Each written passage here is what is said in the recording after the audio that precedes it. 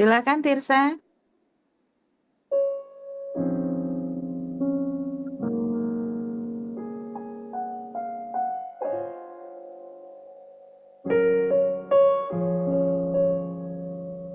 Shalom, Tin. Ya. Aku yang buka, Bu. Oh, sorry. Ya udah, silakan Miren. Baik. Mari kita bersatu dalam doa. Bapa di surga, Bapa yang baik, terima kasih Bapak atas penyertaan-Mu hari ini, Bapak. Terima kasih atas kesempatan kami untuk kami boleh kembali berkumpul memuji nama dan mendengarkan isi hati-Mu Tuhan yang akan dibawakan oleh Bapak Edison Sidabaluk, Bapak. Kiranya saluran internet yang kami pakai di tempat kami masing-masing boleh berjalan dengan baik Tuhan, sehingga kami dapat mengerti firman-Mu dan dapat kami lakukan dalam hidup kami sehari-hari.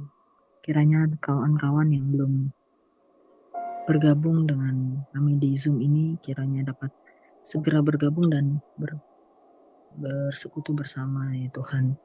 Bapa di surga, kami juga berterima kasih untuk Kofini dan Ci Erna Tuhan, kiranya saluran internet dan mereka boleh memimpin pujian hari ini dengan sukacita Tuhan, dan kami boleh merasakan hadirat Tuhan melalui puji-pujian ya Tuhan. Terima kasih Tuhan, terima kasih. Kami mohon ampun atas segala dosa dan kesalahan kami, seperti kami mengampuni orang yang bersalah kepada kami. Hanya dalam nama Yesus Kristus kami telah berdoa dan mengucap syukur. Amin. Amin. Puji Tuhan. Sekali lagi saya ucapkan shalom. Shalom, selamat siang Bapak Ibu dan Saudara yang dikasih dalam Tuhan. Hambanya juga Pak Edison. Selamat bergabung Pak bersama kami siang hari ini di Zoom. Kita percaya tidak mengurangi kasih karunia Tuhan, tidak mengurangi sukacita kita di dalam Tuhan. Kita percaya bahkan kehadiran Tuhan boleh kita rasakan bersama-sama pada siang hari ini. Kita akan tinggikan Tuhan kita. Terpujilah namamu Tuhan.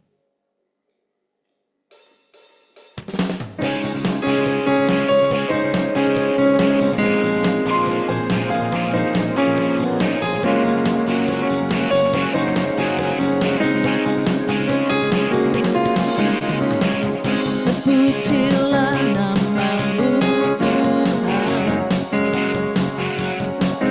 kuat dan penuh kemuliaan. Satu suara kami nyatakan, kebesaran-Mu tetap selamanya. Terpujilah namamu.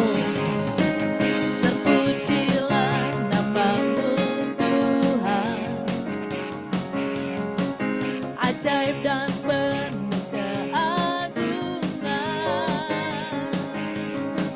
satu hati kami nyatakan, kerajaan-Mu kekal selamanya. Oh, oh, oh, Engkaulah Raja atas dunia, yang menghancurkan kutuk dan membebaskan jiwa. Kami bersorak, bertepuk tangan. Engkau Tuhan berjaya dan memerintah untuk selamanya.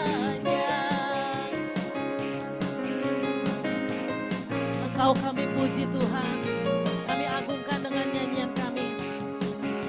Terpujilah namamu Tuhan, terpujilah namamu Tuhan. Ajaib dan penuh keagungan, ajaib dan penuh keagungan.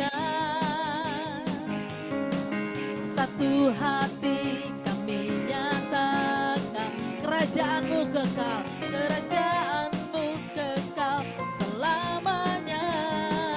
Mari bersama-sama serukan. Oh, oh, oh, oh, Engkaulah Raja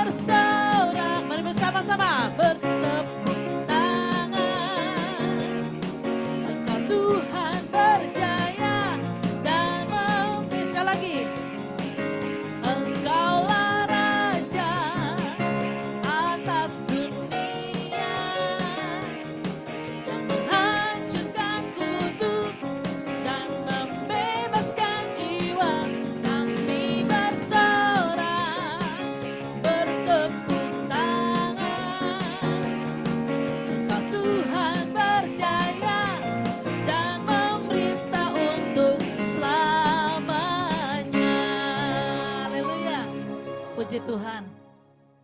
Kita punya Tuhan yang kerajaannya tidak dapat digoncangkan dengan apapun, saudaraku. Mari pada siang hari ini boleh kita siapkan setiap hati kita. Kita percaya Tuhan ada di tengah-tengah kita. Dimanapun saat ini saudara dan saya berada, kita percaya Tuhan selalu ada dan bersama-sama dengan kita. Terima kasih Tuhan. Janjimu Engkau memberikan hari depan yang penuh dengan pengharapan Bapa. Apapun keadaan dunia saat-saat ini Tuhan, ramalan apapun yang boleh diprediksi setiap orang, kami percaya anak-anak Tuhan tetap ada di dalam pemeliharaanmu Bapa. Kami akan tinggikan Engkau Tuhan, Allah Immanuel.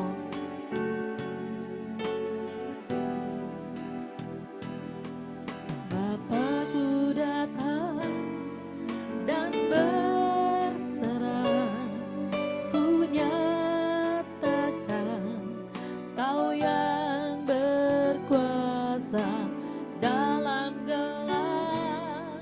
Kau setia, Kau cahaya hidupku.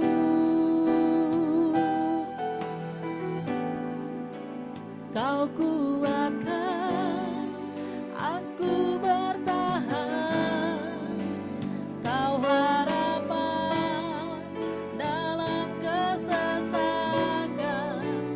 Kau buktikan kesetiaan-Mu Tuhan, Engkau Allah Immanuel.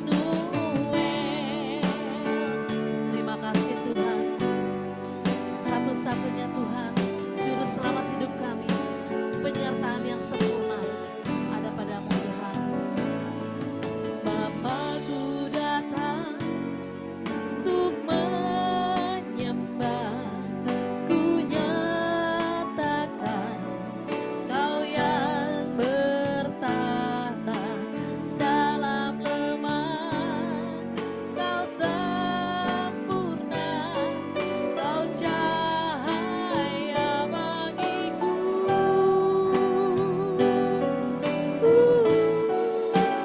Kau kuatkan aku bertahan,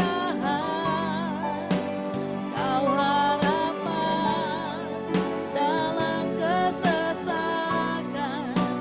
Kau buktikan kesetiaan-Mu Tuhan, Engkau Allah Immanuel. Kau kuatkan aku bertahan, Kau harapan dalam kesesakan. Kau buktikan kesetiaan-Mu Tuhan, Engkau Allah Immanuel.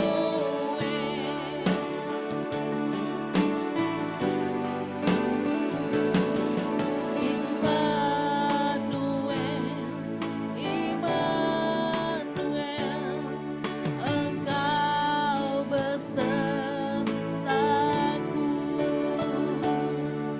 Immanuel, Immanuel, Engkau Allah beserta. Katakan dengan iman, Immanuel. Immanuel, Immanuel, Engkau besertaku. Immanuel, Immanuel, Engkau Allah besertaku.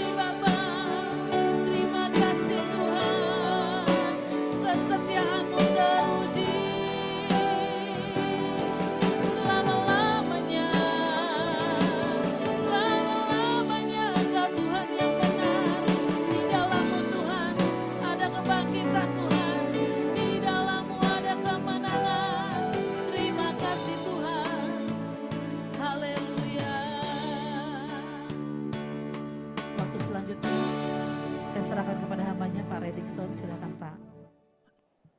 Baik, sama-sama kita berdoa. Bapa di sorga, di dalam nama Yesus Kristus, kami bersyukur untuk anugerah, kebaikan, pertolongan Tuhan atas setiap kehidupan kami. Kami percaya tuntunan-Mu lewat kebenaran firman-Mu yang akan terus membawa kami kepada kehendak-Mu, yang terus membawa kami kepada kesempurnaan seperti yang Kau inginkan.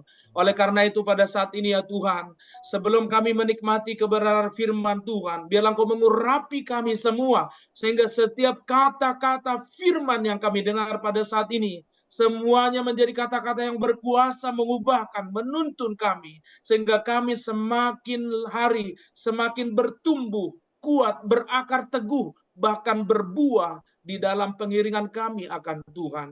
Terima kasih Bapa di sorga, kami perlu Engkau ya Roh Kudus. Urapilah kami, berbicaralah secara pribadi kepada setiap kami, tuntun ajari kami, sehingga lebih daripada yang bisa kami pikirkan, Engkau memberikannya kepada kami. Lebih daripada yang bisa kami pahami, Tuhan memberikan pemahaman kepada kami dengan kuasa anugerah-Mu yang luar biasa. Terima kasih Bapa di sorga, terima kasih. Kami percaya dimanapun kami saat ini berada, dalam kuasa-Mu yang tidak terbatas oleh ruang dan waktu, kami sama-sama ada di dalam hadirat-Mu yang luar biasa. Terima kasih Bapa di sorga, terpujilah Tuhan. Kami sambut kebenaran firman-Mu pada saat ini, di dalam nama Tuhan Yesus Kristus. Haleluya. Amin. Baik, salam Bapak Ibu Saudaraku yang terkasih dalam Tuhan. Senang kembali bisa ada bersama dengan teman-teman di sini dalam hadirat Tuhan, di dalam anugerahnya yang luar biasa. Hari ini kita membahas satu tema yang sangat memberkati, sangat luar biasa. Teman-teman, ini dia. Temanya yang diberikan kepada saya adalah nubuat versus ramalan. Teman-teman yang dikasih oleh Tuhan, kita tahu bahwa nubuat itu adalah berasal daripada Tuhan. Sementara ramalan kita tahu ini adalah sesuatu yang kuasa kegelapan, atau boleh saya katakan, kata ini menjadi sesuatu yang diperhalus dengan istilah-istilah yang bisa kita dengar sekarang.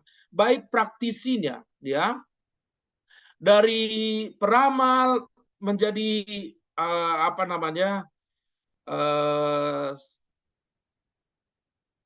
yang bisa disebut dengan istilah orang pintar paranormal, dan ada lagi yang hari-hari ini trending ya, seperti Deddy Corbuzier dan teman-temannya sering menggunakan istilah itu ya. Teman-teman yang dikasihi oleh Tuhan, kita perlu melihat apa sih definisi nubuat dan ramalan. Nubuat adalah pesan yang disampaikan oleh Allah melalui nabinya. Ini adalah pewahyuan ilahi yang diberikan untuk membimbing umat Tuhan, untuk mengarahkan, menasihati, atau memperingatkan. Dan nubuat selalu berdasarkan kebenaran dan kehendak Allah. Ayat pendukung yang dapat kita lihat dalam 2 Petrus 1 ayat 12. Sebab tidak pernah nubuat dihasilkan oleh kehendak manusia, tetapi oleh dorongan Roh Kudus. Orang-orang berbicara atas nama Allah. Kalau kita bicara tentang nubuat, ya, nubuat ini disampaikan oleh, kalau kita lihat dalam Perjanjian Lama, teman-teman, nubuat ini disampaikan oleh para nabi. Nabi dalam bahasa Ibrani adalah nabi yang diadopsi ke bahasa Indonesia. Nabi ini juga dari sinilah kata navigator itu muncul, yang diadopsi oleh bahasa Inggris. Navigator artinya adalah sesuatu atau seseorang yang mengarahkan, ya, supaya tidak kesasar atau supaya sesuai dengan tujuan. Itulah sebabnya Tuhan berkali-kali mengutus nabinya untuk mengarahkan orang-orang pilihannya dalam PL, untuk mengarahkan orang percaya, untuk mengarahkan orang Israel supaya tidak menyimpang kepada jalan-jalan yang ditempuh oleh orang-orang kafir pada masa itu, Bapak Ibu. Nah, artinya kita lihat dengan jelas bahwa nubuat itu disampaikan oleh nabi Tuhan, dan nabi Tuhan itu mendapatkan nubuat itu dari firman Tuhan. Itu sebabnya legalitas pernyataan mereka biasanya disampaikan, beginilah firman Tuhan, atau firman Tuhan berkata, atau Tuhan berkata. Bapak Ibu Saudaraku yang terkasih, itu adalah kata-kata otoritas yang disampaikan oleh para nabi mendahului pesan-pesan mereka kepada umat Tuhan. Nah, oleh sebab itu nubuat untuk konteks masa kini itu harus kita uji apakah itu sesuai dengan firman Tuhan atau tidak, Bapak Ibu Saudaraku. Ini penting kita pahami. Nah, sementara kalau kita lihat ramalan, ada kata lain yang selalu disejajarkan dengan ramalan, yaitu telaah, Bapak Ibu Saudaraku. Telaah ini adalah sebuah istilah yang mirip dengan ramalan, Bapak Ibu Saudaraku yang terkasih. Mereka biasanya menggunakan garis tangan atau apapun itu untuk menjadi alat bantu mereka untuk menyampaikan telaah atau nubuatan atau ramalan mereka. Nah, kalau kita lihat telaah dalam bahasa Ibrani itu dari kata nahas. Nah, nahas ini sebenarnya memiliki, kalau kita lihat ketika Hawa digoda oleh ular di Taman Eden, itu adalah awal kejatuhan manusia ke dalam dosa. Ketika ular ini memperdaya Hawa sehingga menuruti apa yang dia sampaikan, maka ular ini dalam bahasa Ibrani disebut dengan istilah dengan kata nahas juga. Sama dengan kata pengucapannya mirip atau boleh dikatakan persis sama dengan kata telaah atau penelaah yang bersifat ini adalah tipuan sebenarnya. Jadi kata telaah yang diartikan dengan dari bahasa Ibrani nahas, kata ini juga diterjemahkan kepada ular yang menggoda Hawa di Taman Eden. Jadi dari arti ini saja kita bisa melihat betapa dekatnya kata telaah ini kepada sesuatu yang bersifat jahat dan menghancurkan tujuan manusia dari kehendak atau tujuan daripada Tuhan. Sementara ramalan dalam bahasa Ibrani itu dari kata anan, ya. Kata anan ini diterjemahkan banyak artinya ke dalam bahasa penerima. Salah satu artinya adalah conjure, atau Bapak Ibu pernah mendengar atau menonton film, saya berharap tidak pernah menonton, atau paling tidak tahu ya, ada film namanya Conjuring. Itu adalah film horor. Teman-teman yang dikasih oleh Tuhan, conjure itu sendiri artinya adalah sulap sebenarnya. Tetapi sesuatu yang bersifat menipu.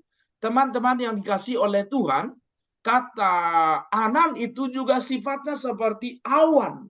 Seperti awan yang mengelabui pandangan kita.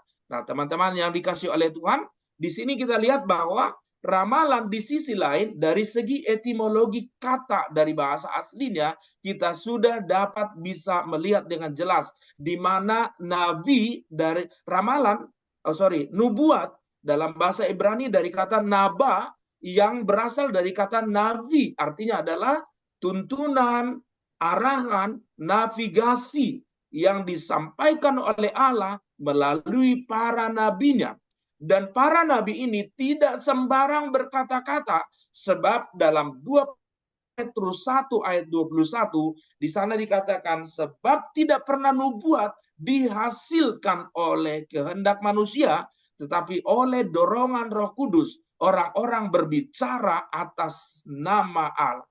Jadi bukan karena mau-maunya. Nah, ini penting kita pahami, Bapak Ibu Saudaraku yang terkasih dalam Tuhan. Nah, sementara ramalan itu kita lihat dari dua sisi, yang dari dua sumber dalam bahasa Ibrani, dari kata nahas, lalu kemudian dari kata anan, yang artinya itu adalah tipuan, dan juga sulap dan segala macam yang sifatnya berasal dari kuasa kegelapan, ya. Sifatnya spiritual, tetapi spiritual ini sifatnya kepada kegelapan. Ini seringkali melibatkan spekulasi, ilmu gaib, ya, atau kekuatan yang bukan dari Tuhan, seperti arti nahas yang berasal dari yang diterjemahkan ular di dalam Kejadian pasal yang ketiga, teman-teman. Ramalan tidak memiliki dasar dalam kebenaran ilahi dan seringkali menyesatkan. Contohnya adalah praktek peramalan, astrologi, atau mistisisme. Dalam Ulangan pasal 18 ayat 10 sampai 12, di sana jelas Allah Elohim Israel melarang keras umatnya untuk terlibat dalam praktek-praktek seperti itu, karena hal itu dianggap sebagai kekejian di mata Tuhan. Nah, perbedaan, ya teman-teman, kita lihat di sini, perbedaan asal-usul. Seperti yang saya katakan tadi, bahwa nubuat berasal dari Tuhan. Setiap nubuatan yang sejati diberikan oleh Tuhan melalui hamba-hambanya yang diurapi. Misalnya kita bisa melihat Nabi Yesaya. Pertama kali kata nubuatan muncul itu dari kitab Samuel. Atau Nabi Samuel, boleh dikatakan inilah yang pertama kali menyebut istilah nubuat di dalam Alkitab. Nah, selain itu kita lihat Nabi Yesaya, Yeremia, dan Daniel, mereka menerima pesan-pesan dari Tuhan yang bersifat kehendak atau berisi kehendak dan rencana Allah bagi umatnya. Nubuat ini memiliki otoritas ilahi karena datang langsung dari Allah. Contoh nubuat besar adalah kedatangan Yesus sebagai Mesias yang dinubuatkan dalam Perjanjian Lama. Kita bisa melihat di dalam Yesaya pasal yang ke-7 ayat yang ke-14. Seorang gadis akan mengandung, seorang anak darah akan mengandung. Lalu selanjutnya dikatakan bahwa dia akan menamainya Immanuel. Dan itu digenapi di dalam Matius pasal yang pertama. Nubuat tentang Mesias, kelahiran Yesus Kristus, juga kita bisa lihat di dalam pesan nubuat yang disampaikan oleh Mika, di dalam Mika pasal yang ke-5 ayat yang ke-2. Kita bisa melihat bahwa rentang waktu nubuat yang disampaikan oleh Yesaya itu berjarak kurang lebih 700-an tahun. Dan satu hal yang perlu kita ingat bahwa setiap nubuatan yang disampaikan oleh Nabi Tuhan itu pasti akan digenapi. Nah, sementara ramalan berasal dari manusia atau roh jahat, ya, spirit-spirit yang sedemikian. Ramalan seringkali berasal dari interpretasi atau penafsiran manusia atau dari roh-roh jahat yang mencoba menipu, yang mencoba mengelabui, yang mencoba mengalihkan atau memberikan sebuah hal yang sifatnya kosong. Ramalan tidak memiliki dasar kebenaran yang sejati dan seringkali digunakan untuk menyesatkan dan menjauhkan orang dari kebenaran Allah.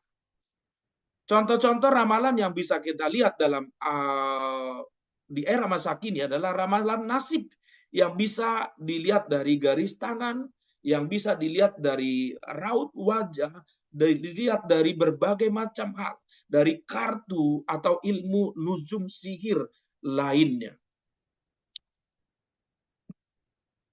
Kita lihat bahwa nubuat dan ramalan punya tujuan. Tujuan utama daripada nubuat adalah seperti arti daripada naba tadi. Bahwa naba atau nubuatan itu bertujuan untuk membimbing, bertujuan untuk menghibur, bertujuan untuk menegur, menemplak dosa-dosa yang ada pada umat Tuhan. Ini seperti yang kita lihat yang disampaikan oleh para nabi. Bertujuan untuk membimbing, untuk mengarahkan mereka supaya mereka hidup sesuai dengan kebenaran dan kehendak Tuhan. Nubuat juga bertujuan untuk menghibur ketika umat Tuhan sedang ada di dalam penderitaan, di dalam penganiayaan. Nah, nubuat ini biasanya berisi pengharapan bahwa Tuhan akan melepaskan mereka, bahwa Tuhan akan memberikan mereka pertolongan dan juga penghiburan. Nah, ini adalah tujuan nubuat. Selain itu juga nubuat bertujuan untuk menegur jika umat Tuhan melenceng daripada kehendak Tuhan. Ini sekali lagi kita bisa lihat teguran ini sifatnya adalah arahan, navigasi supaya umat Tuhan yang tersesat kembali kepada jalan yang benar yang diinginkan oleh Tuhan. Dalam 1 Korintus 14 ayat yang ketiga dikatakan bahwa barang siapa bernubuat, ia berkata-kata kepada manusia, ia membangun, ia menasihati, dan menghibur. Nubuatan membawa pesan yang menguatkan iman, memberikan harapan, dan membimbing kita untuk hidup sesuai dengan kehendak Tuhan. Saya percaya di akhir zaman ini, Tuhan akan memberikan karunia-karunia dan akan memaksimalkan, mengoptimalkan karunia-karunia ini kepada setiap anak-anak Tuhan dengan tujuan untuk membuat sebuah eskalasi peningkatan sehingga umat Tuhan itu mengalami pertumbuhan, mereka dibangun supaya mereka bertumbuh dalam pengenalan dan pengenalan akan Tuhan yang benar. Sekali lagi teman-teman, ini adalah hal yang sangat penting dan yang dibutuhkan oleh gereja. Gereja, banyak hal gereja mengalami keterpurukan karena tidak memberikan ruang kepada Roh Kudus untuk supaya Roh Kudus bekerja dengan leluasa. Teman-teman yang dikasih oleh Tuhan, saya ingat satu ketika saya ada di Sekolah Alkitab Palembang, persis ketika waktu itu adalah masa-masa kerusuhan. Sekolah Alkitab tempat saya belajar waktu itu ada di daerah Muslim, ya, di daerah Muslim, di daerah Palembang, khususnya daerah Indralaya. Daerah Indralaya ini, teman-teman, ini adalah daerah mayoritas Islam dan kemudian memang lokasi kita memang agak sedikit terpencil dan berdekatan, bertetangga dengan satu perkampungan di sana. Nah, yang luar biasa adalah ketika itu sekolah Alkitab yang temboknya hanya terdiri dari seng-seng yang menjadi pagar sedemikian rupa, Bapak Ibu tentu bisa membayangkan bagaimana kekuatan daripada pagar seng seperti itu, tentu sangat rentan dan mudah untuk dirubuhkan. Nah, mereka membawa obor yang kami percaya mereka ingin membakar tempat itu pada saat itu. Lalu kemudian mereka teriak-teriak di luar dengan teriakan khas yang tentu Bapak Ibu sudah memahami teriakannya seperti apa. Nah, lalu kemudian kami juga di dalam berkumpul. Semua warga di sekolah Alkitab ini berkumpul di aula dan kami pun ikut teriak. Teriakannya ya adalah teriakan memuji, menyembah Tuhan. Kami masih ingat pada saat itu nyanyian yang kami gunakan, nyanyian yang iramanya mars seperti lagu-lagu perang seperti itu. Lagunya adalah api Pantekostaku punya. Seperti itulah lagu yang kami ini. Ada kuasa dalam darahnya. Waktu itu kami bernyanyi antara takut dan berani. Karena memang situasinya seperti itu. Nah, ketika situasi yang begitu rupa, lalu kemudian ada seseorang yang berbahasa roh dengan suara yang melengking tinggi. Melengking tinggi luar biasa, lalu kemudian kami tenang, lalu kemudian kami tetap menyembah sembari kami mendengar bagaimana Tuhan beracara selanjutnya. Lalu kemudian dalam keheningan itu, di dalam ketenangan kami menyembah dengan musik yang sangat lembut. Setelah ada bahasa roh yang begitu melengking kuat seperti itu, tiba-tiba ada seorang ibu yang kemudian berkata-kata, demikianlah firman Tuhan. Kami percaya itu adalah nubuatan yang menghiburkan kami pada saat itu. Dia berkata bahwa Tuhanlah yang akan memagari tempat ini, memagari kalian dengan tembok berapi. Jadi api ketemu api dalam pikiran saya begitu. Dan dikatakan bahwa jangan takut, jangan bimbang, jangan gentar, karena Tuhanlah perlindungan dan benteng.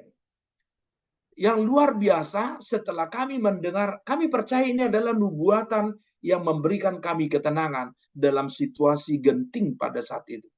Dan yang luar biasanya, di luar nalar Bapak Ibu, orang-orang itu kok tidak bisa menghancurkan atau menerobos pagar seng yang demikian rapuh itu. Dan saya percaya, disinilah saya bisa melihat bagaimana demonstrasi nubuatan yang bisa teringat, membekas dalam pikiran saya sampai sekarang ini.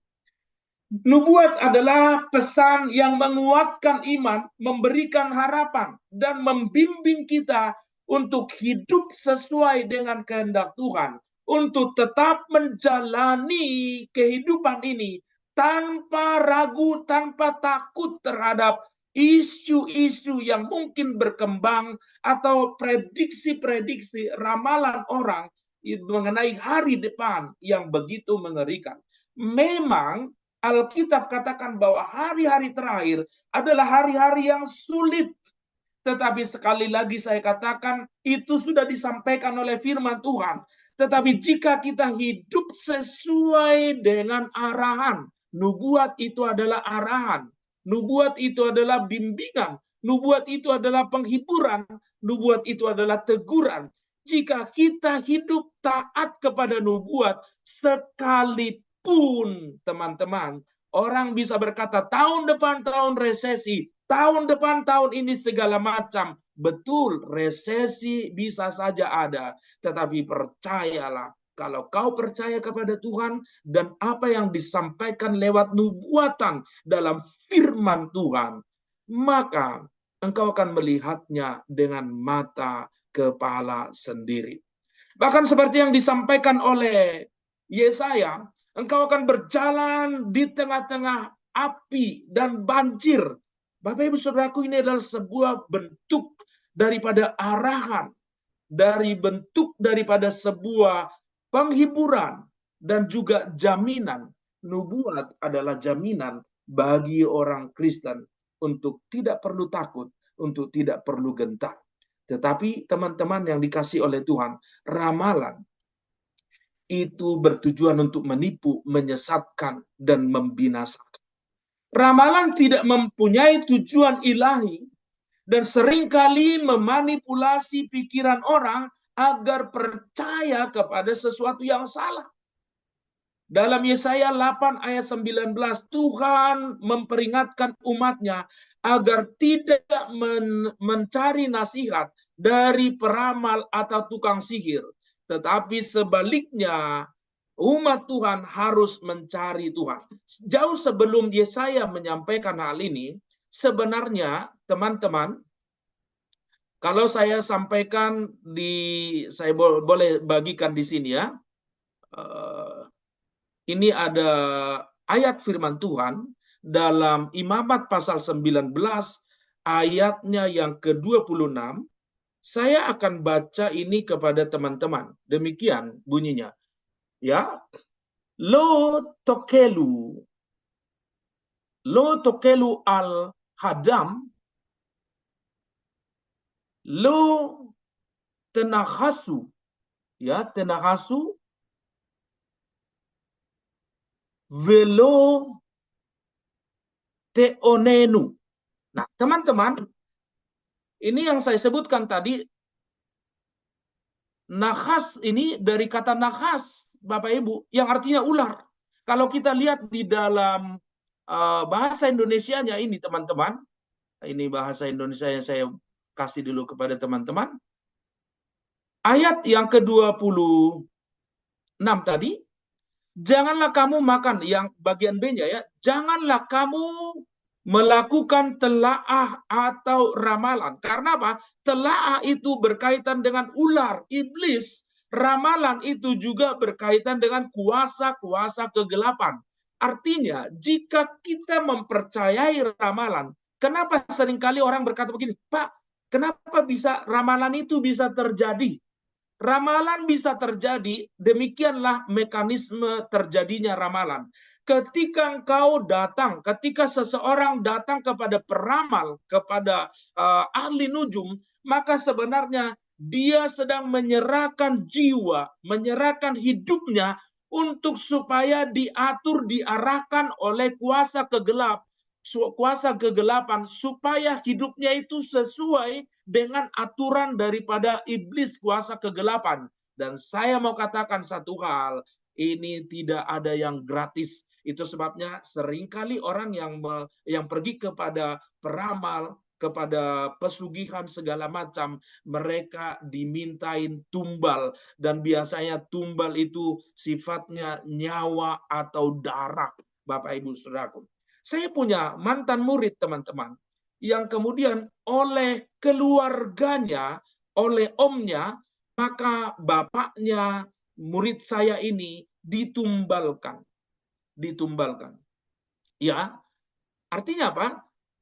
Sebenarnya begini, mereka ini bisa ditumbalkan karena mereka menikmati hasil pesugihan daripada keluarganya. Jadi semua kebutuhan mereka itu di-cover oleh omnya ini, yang tidak dia sadari bahwa omnya ini adalah praktisi daripada pesugihan yang meminta nyawa. Akhirnya murid saya ini dan juga orang tuanya itu meninggal dengan tragis dan aneh. Saya menyesalkan sekali. Saya berkata kepada teman-temannya, andai saja dia kasih tahu kepada Bapak, saya akan layani dia, lepaskan dia dengan kuasa Tuhan. Teman-teman, mereka ini dari orang Bengkulu yang tadinya memang mereka bukan orang percaya. Tapi ketika saya mengajar anak ini di sekolah, lalu kemudian anak ini kemudian saya bimbing untuk terima Yesus, lalu kemudian setelah lulus sekolah, saya lost contact dengan dia, sehingga saya tidak tahu bagaimana pertumbuhan imannya. Tetapi itulah kabar yang saya terima daripada teman-temannya. Dia sudah meninggal, dia sempat ikut acara Indonesia Got Talent ya seperti itu. Dia orang yang berbakat dan dia sedang mengambil S2 di Untar sebenarnya. Sesuatu yang luar biasa. Tetapi ketika hidupnya sudah digadaikan oleh keluarganya kepada kuasa kegelapan, ya, kalau kita lihat kata telaah ini bicara tentang ular, Bapak Ibu. Ini bicara tentang kuasa kegelapan. Nah, saya mau katakan satu hal, tidak ada yang gratis dari iblis. Berbeda dengan Tuhan. Tuhan mengorbankan dirinya untuk menyelamatkan Anda dan saya. Nah, teman-teman, kita kembali kepada slide kita yang tadi ya. Nah, Bapak Ibu Saudaraku yang terkasih dalam Tuhan,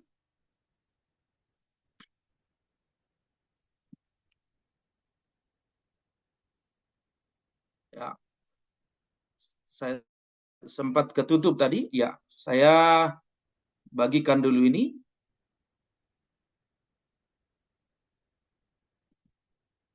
Ya. Oke. Kita sampai kepada ujian untuk mengetahui ya. Tadi tujuan ini, ramalan bertujuan untuk menipu, menyesatkan. Ramalan tidak memiliki tujuan ilahi dan seringkali memanipulasi pikiran orang percaya kepada sesuatu yang salah.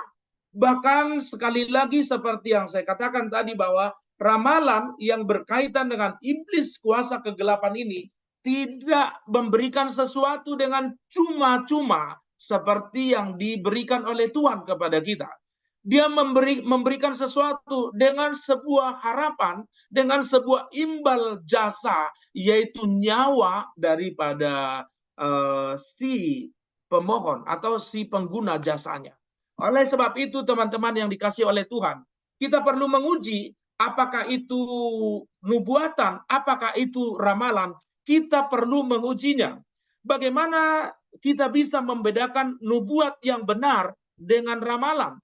Bapak Ibu Saudaraku, jangan kaget jika di gereja Bapak Ibu mungkin pernah mendengar istilah sihir dalam gereja. Bapak Ibu Saudaraku yang terkasih dalam Tuhan, kuasa-kuasa kegelapan, dia tidak hanya ada di luar gereja, tetapi mereka berusaha untuk masuk dan melakukan pengaruhnya kepada orang-orang yang tidak takut akan Tuhan. Sama seperti bangsa Israel, ketika bangsa Israel seharusnya para imam menjadi border, menjadi orang yang bisa menyaring, memfilter masuknya penyembahan-penyembahan berhala kepada umat Israel. Tetapi kenyataannya justru mereka menjadi agen daripada kuasa kegelapan atau praktek penyembahan berhala ini. Kurang lebih tahun 2007, ketika saya pelayanan di Lumire, dulu di Lumire, Hotel Lumire namanya di Senen. Saya nggak tahu sekarang udah berganti apa namanya. Nah, satu ketika kami pelayanan di situ di lantai 3, karena hotel kan ada banyak ruangan. Lalu kemudian, karena memang giliran pelayanan saya belum, ya, dan masih ada jemaat di sana, saya berdiri menunggu di luar. Nah, ternyata di sebelah gereja itu sedang ada yang namanya pembukaan workshop daripada hipnoterapi, hipnotis. Lalu kemudian orang itu memberikan tawaran kepada saya, Pak, mau nggak Pak ikut ini praktek hipnosis? Oh, saya bilang, saya hamba Tuhan, saya tidak belajar seperti ini, saya tidak belajar seperti ini. Dan yang mengagetkan saya, dia berkata, Pak, jangan salah, banyak pendeta yang menjadi klien kami. Tujuannya supaya apa? Saya bilang, kenapa mereka belajar? Saya bilang, oh ternyata salah satunya adalah supaya mereka bisa menjatuhkan orang tanpa menyentuh. Oh, dalam pikiran saya seperti itu. Nah, teman-teman yang dikasih oleh Tuhan, oleh sebab itu perlunya kita memiliki sebuah filter di dalam pikiran kita, dalam hidup kita, bahwa di gereja pun kita wajib memiliki sebuah namanya filter. Jangan-jangan si pendeta atau si pengkhotbah itu bukan agen atau bukan hamba Tuhan, tetapi justru agen daripada kuasa kegelapan yang menyamar atau yang berpura-pura menjadi hamba Tuhan, tetapi dia sebenarnya menggunakan praktek-praktek daripada kuasa kegelapan. Nah, bagaimana kita bisa membedakan nubuat yang benar dengan ramalan? Firman Tuhan memberikan kita kriteria, teman-teman yang dikasih oleh Tuhan. Nubuat sejati selalu sejalan dengan firman Tuhan. Dalam 1 Yohanes 4 ayat 1 dikatakan, di sana dikatakan, saudara-saudara yang kekasih, janganlah percaya akan setiap roh, tetapi ujilah roh-roh itu, apakah mereka berasal dari Allah. Teman-teman yang dikasih oleh Tuhan, ini adalah pesan yang disampaikan oleh Rasul Yohanes. Rasul yang dikatakan murid yang paling dekat dengan Yesus, murid yang paling dikasihi menurut Yohanes sedemikian, ya. Dia katakan ujilah setiap roh. Jika sebuah pesan bertentangan dengan Alkitab, maka itu bukan dari Tuhan. Teman-teman yang dikasihi oleh Tuhan, sekarang ini ada banyak sekali pengajaran-pengajaran yang mencoba menyimpangkan kita daripada pokok keselamatan yang benar. Ada pendeta yang berkata bahwa Yesus bukanlah terang, bahwa Yesus bukanlah juru selamat. Ada yang mengatakan bahwa Yesus bukanlah Allah, dia hanyalah manusia yang berhasil taat dan diangkat menjadi Allah. Nah, ini tentu bertentangan dengan firman. Dalam Yohanes 1 ayat 1 dikatakan, pada mulanya adalah firman, firman itu bersama-sama dengan Allah, dan firman itu adalah Allah. Ini logika sederhana Bapak Ibu. Firman adalah Allah, Allah adalah firman. Dan di dalam ayat 14 dikatakan firman itu atau Allah itu, kalau kita membuat persamaan firman adalah Allah, Allah adalah firman, maka firman itu atau Allah itu telah menjadi daging atau telah menjadi manusia. Jadi jelas Yesus bukanlah manusia yang menjadi Allah, tetapi sebaliknya Yesus adalah Allah yang mengambil rupa menjadi manusia. Ini penting kita pahami Bapak Ibu Saudara.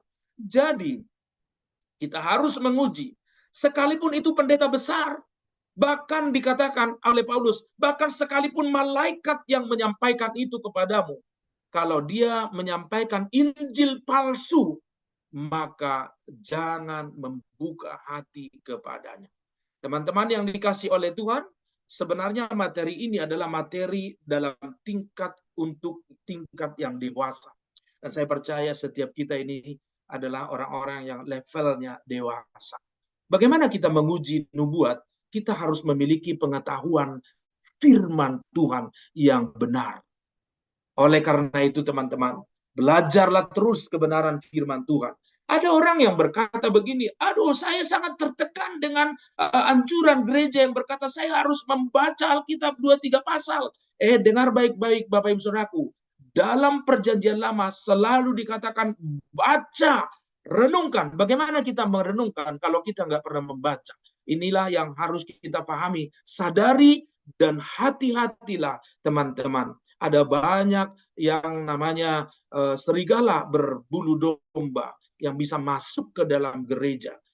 Jadi sebenarnya praktek-praktek ini tidak hanya bisa kita temui di luar. Orang-orang yang mengatakan dirinya adalah paranormal, dukun atau apa istilah trennya saya belum muncul di otak saya seperti itu. Apapun itu sangat mudah kita untuk bisa menolak mereka. Tetapi alangkah sulitnya jika orang-orang ini masuk dalam gereja berbicara atas nama Tuhan, tetapi yang disampaikannya bukanlah pesan daripada firman Tuhan. Ini bahaya sekali. Makanya Bapak Ibu, kita bisa melihat, mestinya kita mengidentifikasi, khotbah itu ada yang sifatnya entertain, ada yang sifatnya adalah pengajaran, ada yang sifatnya banyak model tipikal khotbah-khotbah yang kita dengar. Oleh karena itu Bapak Ibu Saudaraku, bagaimana kita mengujinya? Dengan kita memiliki pemahaman firman Tuhan. Nah, kita lihat bahwa jika sebuah pesan bertentangan dengan Alkitab, maka itu bukan Tuhan. Bagaimana sikap kita jika kita mendapat nubuat dari hamba Tuhan? Maka sekali lagi kita harus mengujinya Bapak Ibu Saudaraku. Apakah yang disampaikannya itu sesuai dengan firman Tuhan? Jika itu sesuai dengan firman Tuhan, maka dengar mengacu kepada Filipi pasal yang keempat ayat yang ke-8. Semua hal yang baik, semua hal yang suci, semua hal yang adil, semua hal yang benar, semua yang disebut kebajikan, semua yang disebut dengan berbagai kebajikan, itu kita terima. Kita terima karena apa? Ini semua berasal daripada kebenaran firman Tuhan. Oleh karena itu teman-teman, kehidupan kita atas firman Tuhan itu sangat penting untuk kita bisa mengidentifikasi mana nubuat yang benar dan mana nubuat yang dihasilkan oleh pikiran manusia.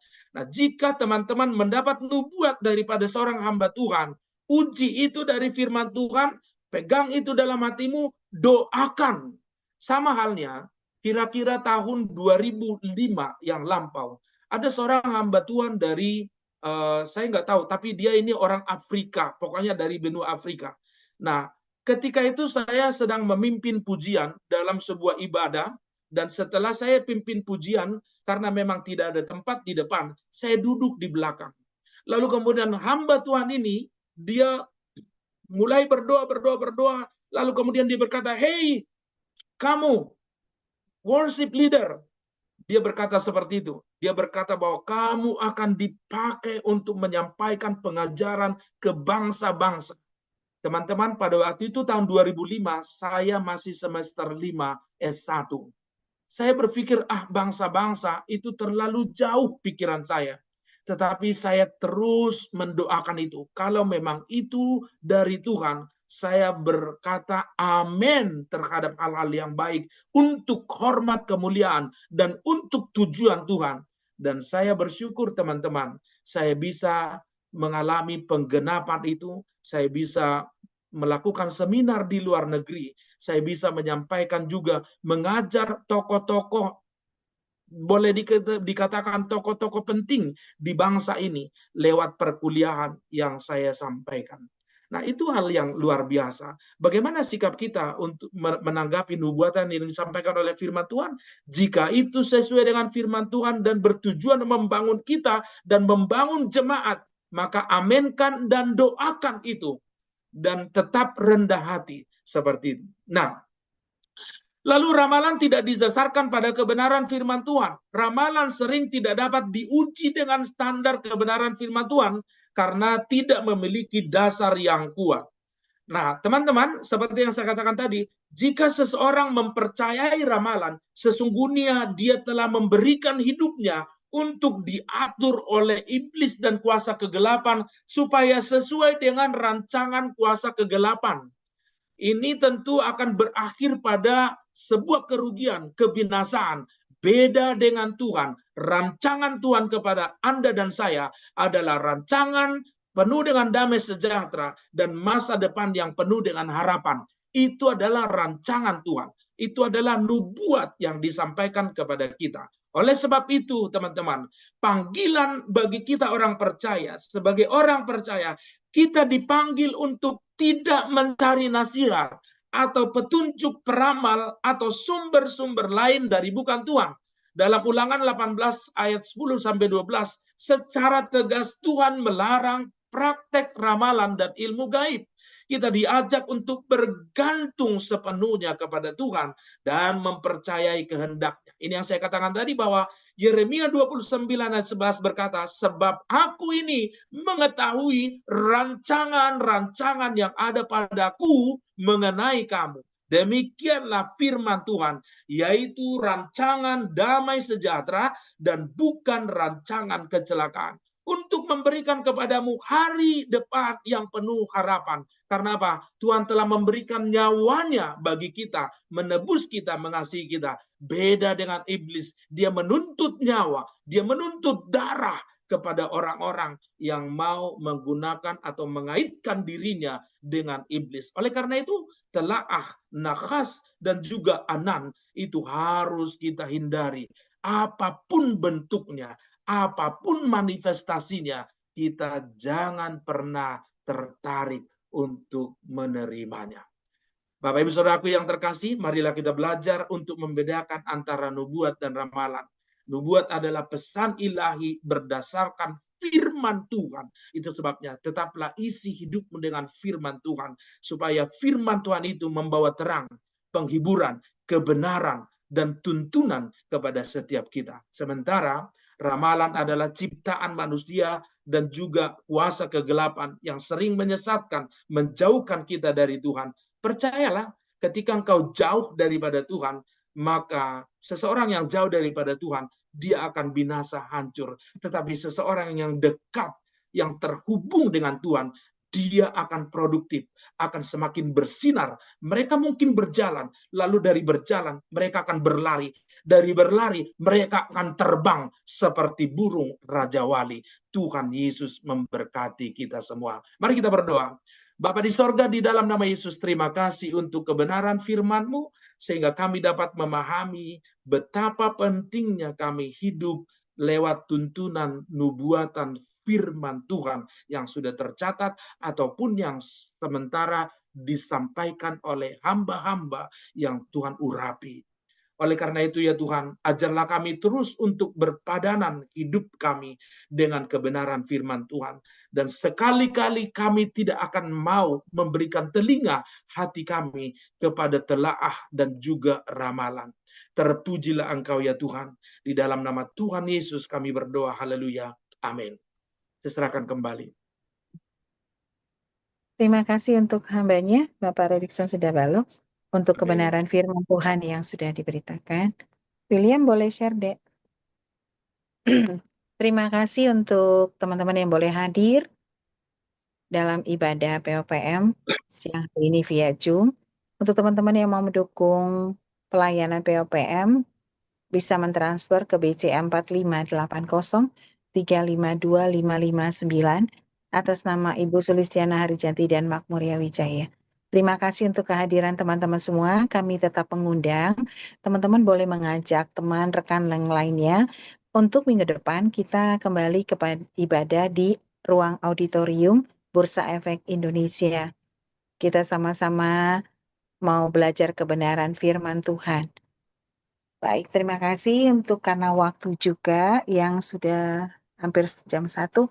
Kami minta hambanya langsung doa berkat ya, Pak Rizwan. Baik. Mari kita berdoa, Bapak Ibu Saudaraku yang terkasih. Bapak di sorga, di dalam nama Yesus kami bersyukur untuk kesatuan hati kami pada saat ini dalam hadirat-Mu, kami diberkati. Kami percaya firman-Mu akan terus membuat kami bertumbuh dalam pengenalan akan Tuhan. Kami berdoa pada saat ini, berkatilah setiap umat-umat Tuhan yang tergabung dalam Zoom ini. Berkati keluarga mereka, berkati kehidupan mereka. Dan saat ini kami akan menutup rangkaian ibadah kami dan kami akan melanjutkan aktivitas kami. Mari angkatlah tanganmu di hadapan Tuhan. Aminkan setiap perkataan firman yang merupakan nubuat ini terhadap engkau. Itu terjadi dalam kehidupanmu. Sebagaimana Musa memerintahkan Harun menyampaikan berkat kepada orang Israel. Dan orang Israel diberkati. Saat ini engkau mendapatkan berkat yang sama. Ya barakecha Adonai Yewis mereka. Ya era Adonai panav velecha vikunecha. Yisha Adonai panav velecha veyashem lecha shalom. Tuhan memberkati engkau dan melindungi engkau. Tuhan menyinari engkau dengan wajahnya dan memberikan engkau perkenanan kasih karunia. Dan Tuhan senantiasa menghadapkan wajahnya ke atasmu dan memberikan engkau shalom damai sejahtera. Diberkatilah kehidupanmu, rumah tangga, anak-anak masa depanmu. Diberkatilah pekerjaanmu. Dibuatnya engkau bisa melakukan lebih daripada yang seharusnya bisa kau kerjakan, pikirkan, dan lakukan. Dia menjauhkan engkau dari niat orang jahat, kecelakaan, mara bahaya, sakit, penyakit. Dan dia mendekatkan engkau dengan orang-orang yang memberkati dan membangun hidupmu. Sekarang terimalah rahmat anugerah dari Bapa kita. Cinta kasih daripada Yesus Kristus Tuhan kita. Serta persekutuan dengan rohnya. Tinggal tetap menuntun kita, memberkati kita, mengajari kita, menolong kita, menghiburkan kita. Dari sekarang sampai selama-lamanya. Di dalam nama Tuhan Yesus Kristus, haleluya, amin. Tuhan Yesus memberkati kita. Amin. Terima kasih, Pak Rodikson. Terima kasih buat teman-teman yang lainnya. Tuhan berkati. Terima kasih. Bahannya udah saya kasih ke Ida ya, nanti bisa di-share ke teman-teman. Ya, saya share. Ya, makasih. Oke, Tuhan berkati. Bye. Semuanya.